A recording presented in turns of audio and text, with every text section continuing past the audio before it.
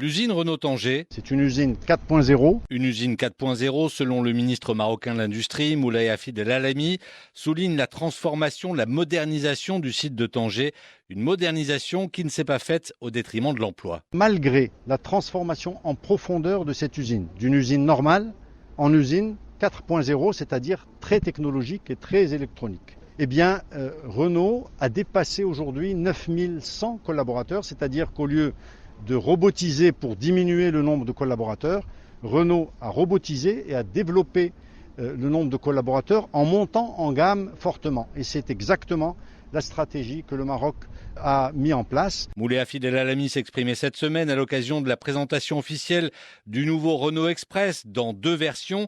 Dernier né de la marque aux losanges, le premier construit sur le site de Tanger qui ne produisait jusqu'alors que des Dacia.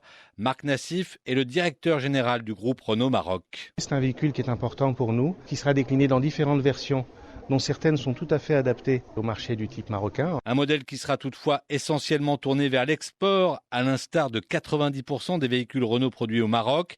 9 ans après son inauguration, l'usine Renault-Tanger poursuit ainsi son développement, d'où la satisfaction du patron, Marc Nassif. Nous sommes en train d'atteindre les objectifs que nous étions fixés, sur lesquels nous sommes engagés devant Sa Majesté en avril 2016.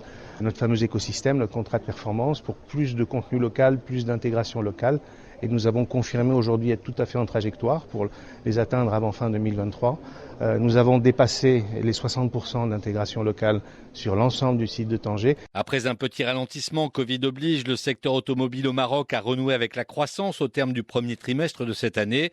Il conforte ainsi son rang de pilier de l'industrie marocaine, ce que confirme le ministre Moulay Hafid El Alami. Il faut savoir que le secteur automobile a exporté 80 milliards de dirhams en 2019 et pas beaucoup moins en 2020 malgré la pandémie, et nous sommes repartis très fort. C'est le premier secteur exportateur au Maroc devant les phosphates, devant l'OCP et l'ensemble du groupe OCP. C'est aussi le premier en valeur ajoutée. Et ça, c'est nouveau, c'est très important. 22,6 milliards de dirhams d'exportation au premier trimestre 2021, une progression de presque 40%. Il s'agit même d'un niveau supérieur à celui d'avant la crise, puisque ces exportations se chiffraient à 20,6 milliards de dirhams fin mars 2019.